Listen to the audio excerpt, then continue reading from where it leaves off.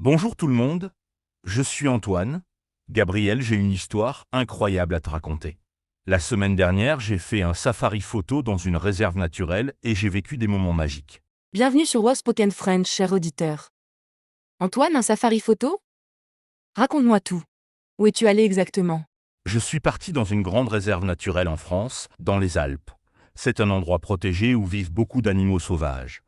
J'avais mon appareil photo et j'étais très excité. Le voyage a duré 8 heures en voiture depuis Paris. Les Alpes françaises? Il y a vraiment beaucoup d'animaux là-bas? Je pensais qu'il n'y avait que des montagnes et de la neige. Et 8 heures de route, c'est long.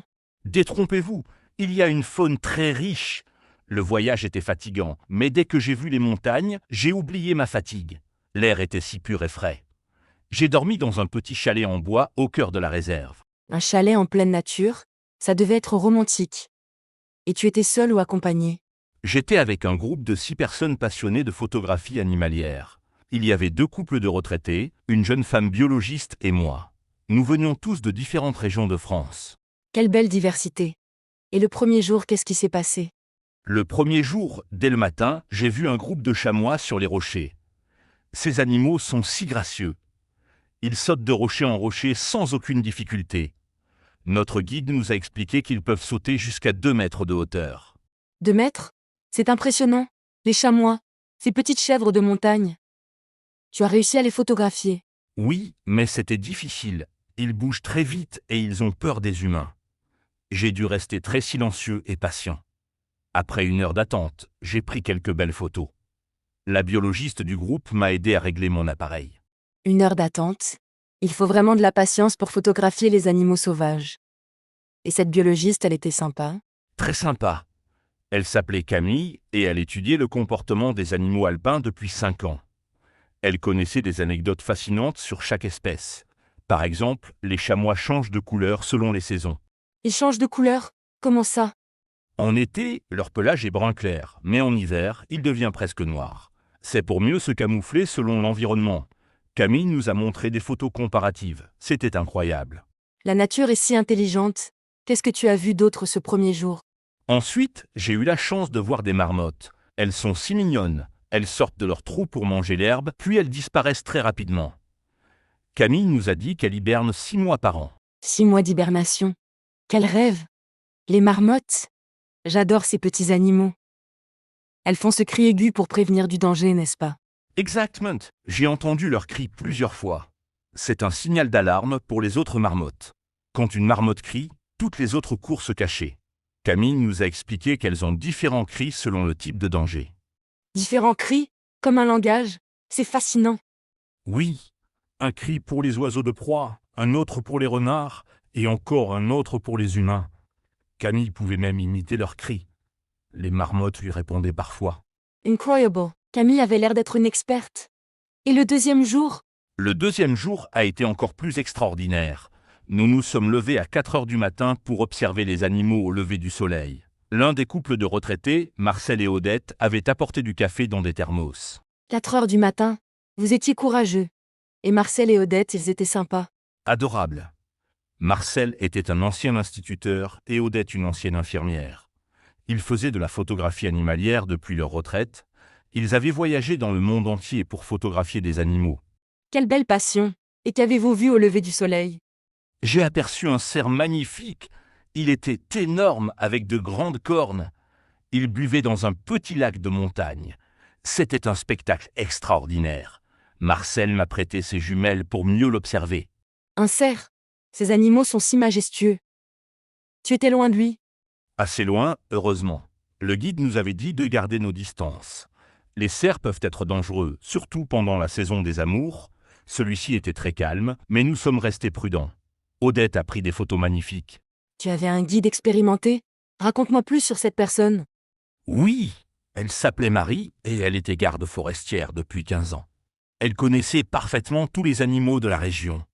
Elle m'a expliqué leurs habitudes, leurs habitats, leur nourriture. C'était passionnant. Elle parlait des animaux comme de vieux amis. 15 ans d'expérience. Elle devait avoir des histoires incroyables. Qu'est-ce que Marie t'a appris d'intéressant? Par exemple, elle m'a expliqué que les animaux sont plus actifs tôt le matin et en fin d'après-midi.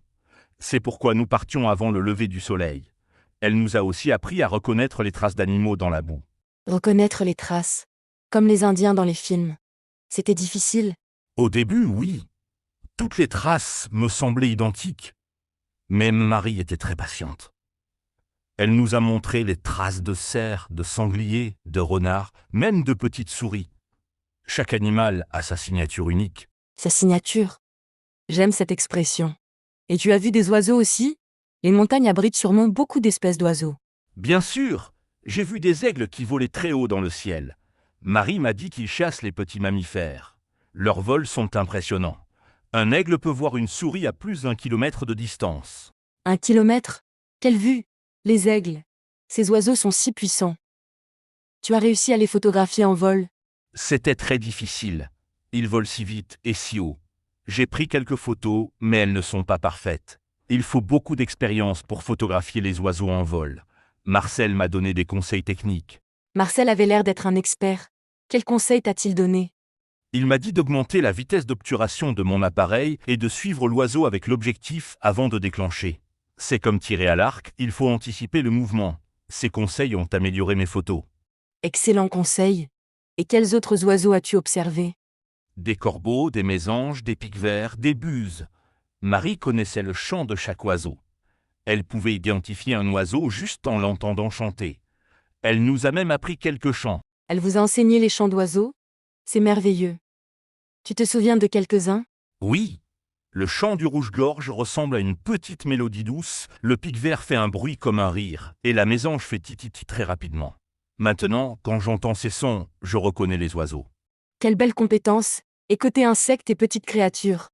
J'ai découvert un monde fascinant.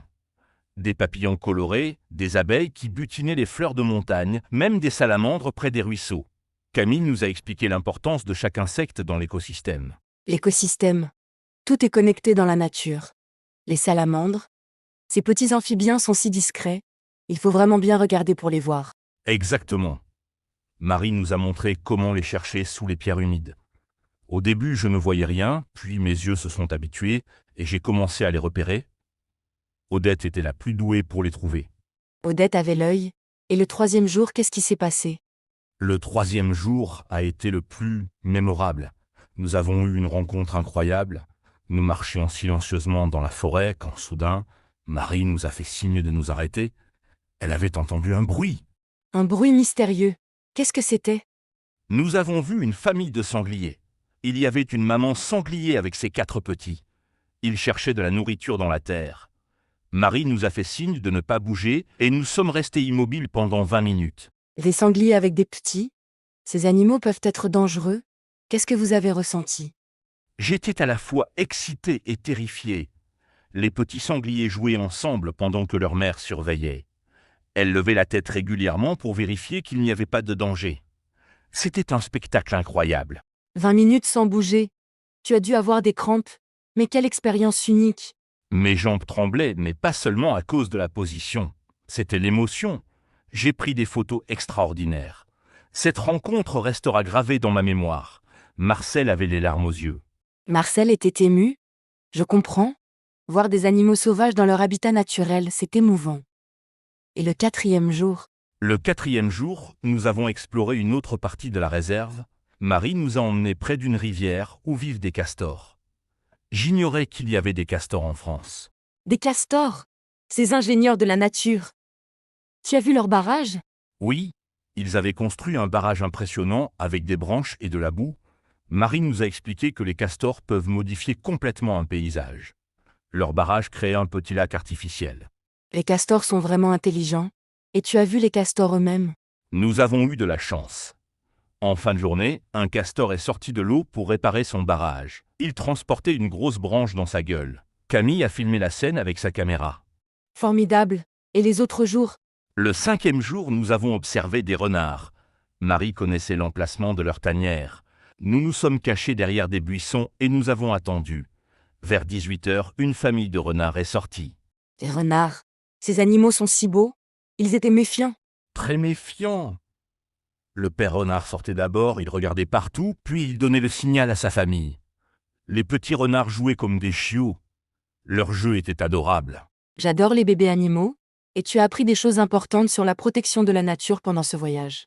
Absolument. Marie nous a expliqué l'importance de protéger ces espaces naturels. Beaucoup d'animaux perdent leur habitat à cause de l'activité humaine. Elle nous a montré des zones où la forêt avait été détruite. C'est triste, mais heureusement il y a des gens comme Marie pour protéger la nature. C'est un sujet très important. Nous devons tous participer à la protection de la faune et de la flore. Exactement. Marie nous a dit que chaque personne peut faire la différence. Même de petits gestes comptent. Par exemple, ne pas jeter de déchets dans la nature, respecter les sentiers de randonnée, ne pas nourrir les animaux sauvages. Des conseils précieux.